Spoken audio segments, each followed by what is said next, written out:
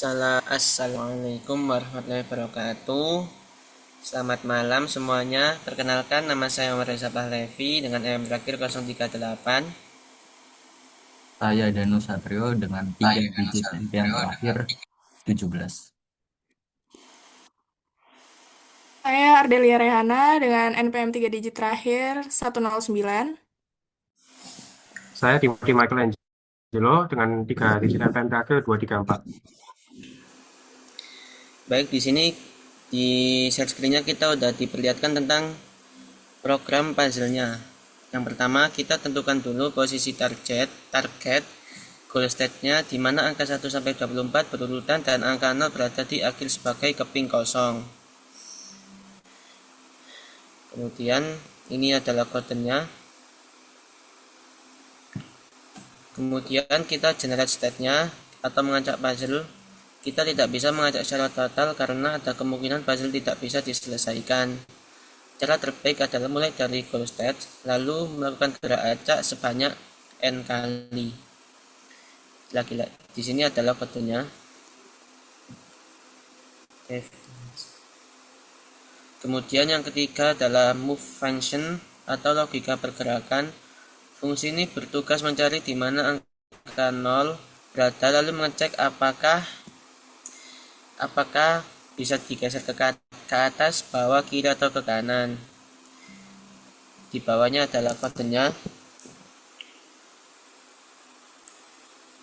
Kemudian ada print board, yaitu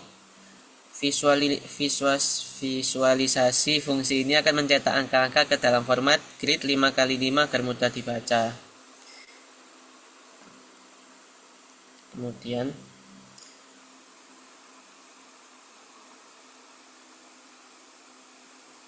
heuristik H1. Setelah struktur puzzle dibuat, langkah selanjutnya adalah menambahkan heuristik agar program dapat menentukan state yang lebih dekat ke solusi. Heuristik H1 digunakan untuk menghitung jumlah keping yang tidak berada pada posisi yang benar dibandingkan dengan goal state. Semakin kecil nilai heuristik, semakin dekat ke solusi. Berikut ini kodenya dan selanjutnya akan dijelaskan oleh kawan saya. Oke, maaf. Sebenarnya nomor 5 itu bagianku ya. Oke, nggak apa-apa. Jadi setelah step puzzle itu udah dibuat, langkah selanjutnya itu menentukan seberapa jauh step tersebut dari solusi atau goal state.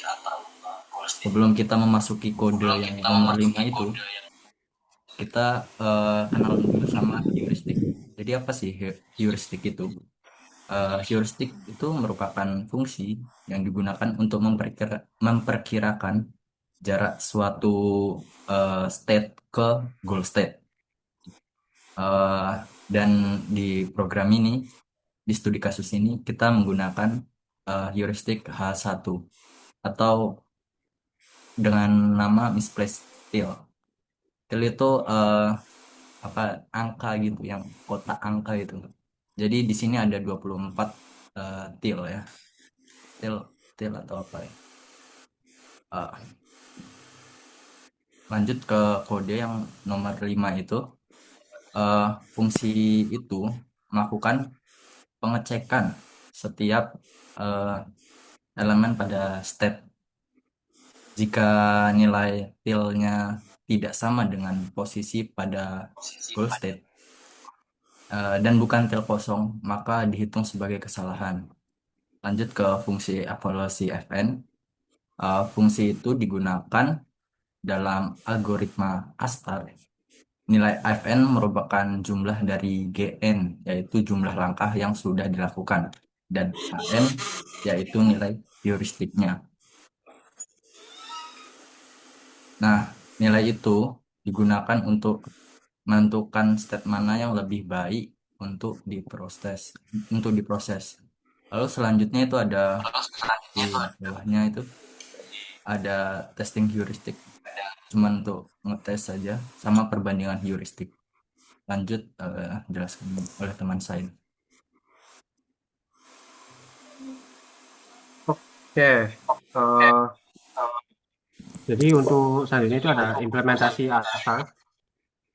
Implementasi ini itu menggunakan priority queue dengan library heap queue dari Python. Nah, jadi di pertama itu kita mengimport heap queue, lalu di dalam kodenya mendefinisikan fungsi pencarian astar dengan input uh, yaitu start state. Nah, jadi pertama kita membuat sebuah open list. Open list ini akan digunakan untuk menyimpan semua semua state yang state yang sudah lewat dan juga state yang akan dilewati. Lalu kita mengkalkulasi nilai f dari state awal dengan memanggil fungsi fn. Lalu menggunakan heap queue, kita melakukan heap push ke dalam open list, yaitu score f awal, score g score, state yang saat ini, jadi start state, sama juga path. Path ini terisi dengan state yang sudah dilewati yang dipakai. Jadi state yang dilewati untuk menemukan solusi. Nah, lalu kita membuat menginisiasi array lewat, yaitu sebuah array untuk menyimpan semua state yang sudah dilewati. Lalu ada variabel langkah ini untuk menghitung saja jumlah langkah yang sudah dilewati. Nah, melakukan looping di dalam ini melakukan looping.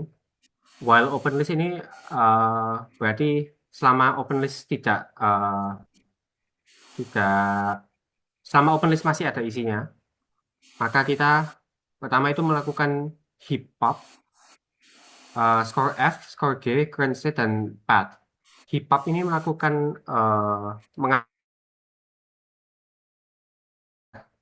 dari open list, karena open list ini diurutkan sesuai dengan value F paling rendah.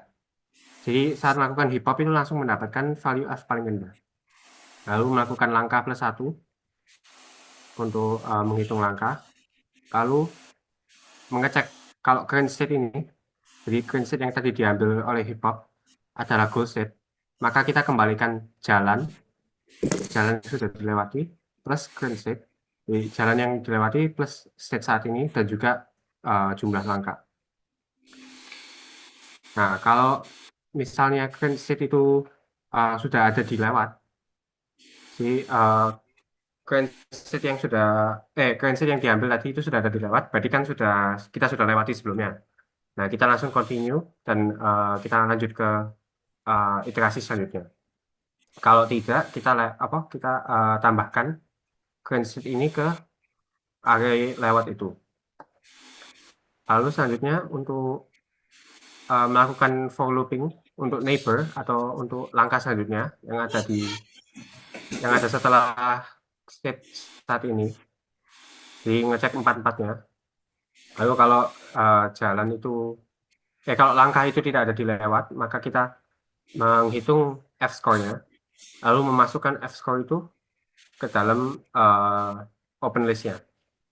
Lalu setelah semuanya selesai, kalau misalnya tidak ditemukan sama sekali, jadi kalau misalnya goal state ini tidak ditemukan, kita mengembalikan none dan juga langkahnya.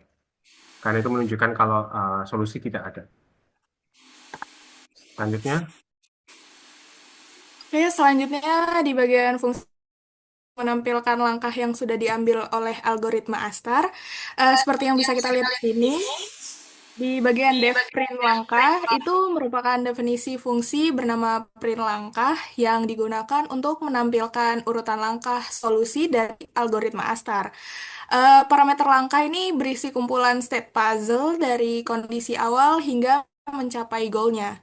Nah, selanjutnya itu di bagian if not langkah hingga di bagian return, yang di bagian solusi tidak ditemukan itu, ini kosong atau tidak. Jika kosong, berarti tidak ada solusi yang ditemukan oleh algoritma, sehingga program akan menampilkan pesan solusi tidak ditemukan.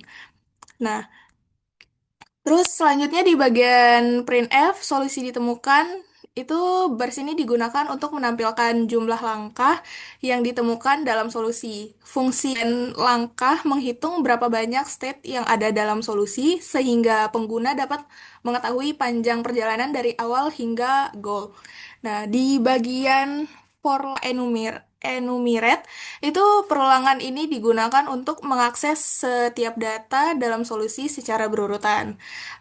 Fungsi enumerate sendiri itu memberikan dua nilai sekaligus, yaitu indeks I dan isi dari list tersebut. Indeks digunakan untuk penomoran langkah, terus sedangkan isi langkah merepresentasikan kondisi puzzle pada setiap tahap. Selanjutnya di bagian print langkah ke itu baris ini menampilkan nomor langkah ke layar. Nah, penambahan plus satu dilakukan karena indeks pada Python dimulai dari nol, sedangkan untuk tampilan ke pengguna lebih mudah dipahami jika dimulai dari satu. Nah, selanjutnya di bagian printboard itu, bagian ini memanggil fungsi printboard untuk menampilkan bentuk puzzle pada setiap langkah. Dengan demikian, pengguna dapat melihat secara visual perubahan eh, posisi tile dari satu langkah ke langkah berikutnya hingga mencapai solusi akhir. Selanjutnya program utamanya. Oke, jadi untuk program utamanya ini di bagian main, kita melakukan print goal state-nya untuk melihat state akhir yang mau ditujui. Lalu kita generate random state-nya. Di sini kita membuat variabel start dan melakukan panggil fungsi generate start state ini dengan argumen 20 langkah. Jadi kita mengacak 20 kali dari tujuan akhir. Lalu kita ngeprint board itu, lalu menunjukkan fungsi get possible move ini. Kita menunjukkan bisa kemana saja dari posisi awal dengan opsi geraknya. Lalu ada menunjukkan tadi testing heuristic sama perbandingan heuristiknya. Lalu ada import time untuk nanti menghitung total waktu yang dibutuhkan programnya untuk running. Lalu di sini kita memanggil fungsi pencarian asal tadi. Nah, di sini bisa lihat variabel langkah dan juga variabel jumlah langkah.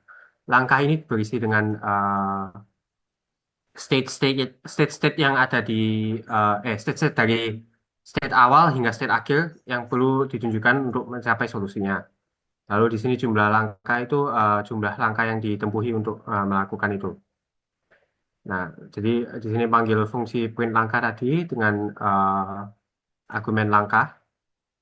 Lalu bisa dilihat ini outputnya goal state-nya. Jadi goal state-nya itu kosongnya ada di bawah kanan.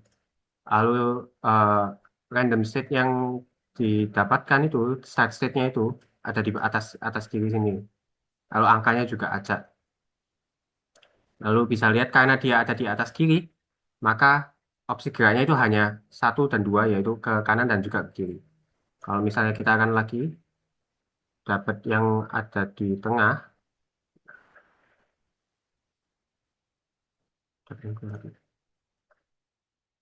oh ini ada di ujung kanan, berarti bisa satu, dua, tiga, atas, bawah dan ke kiri. Nah, nih ada di tengah, jadi bisa empat-empatnya. Lalu ini ada testing heuristic. Di sini bisa lihat kalau start state-nya itu nilai heuristiknya 11. Karena tadi sesuai dengan fungsi heuristiknya dia menghitung uh, tile atau keping yang tidak benar yang berbeda dengan akhir goal state.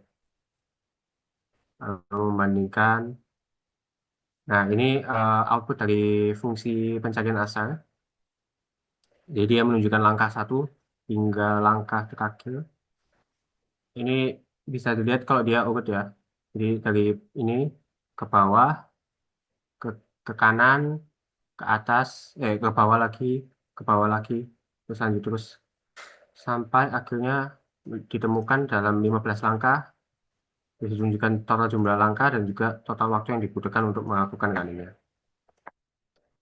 Sekian untuk kode programnya. Lalu untuk laporannya, oke. Laporannya ini sudah jadi dibuat oleh kita berempat. Kemudian ada surat pernyataan, tanda tangannya belum diisi karena akan diisi habis ini. Lalu ada empat, 5 bab. Ya, ada 5 bab berisi dengan dari evaluasi penanganan risiko berulang, implementasi ASTAR, implementasi heuristik, dan juga representasi permasalahan. Sekian presentasi kami. Jika ada yang salah, mohon maaf. Sekian dan terima kasih.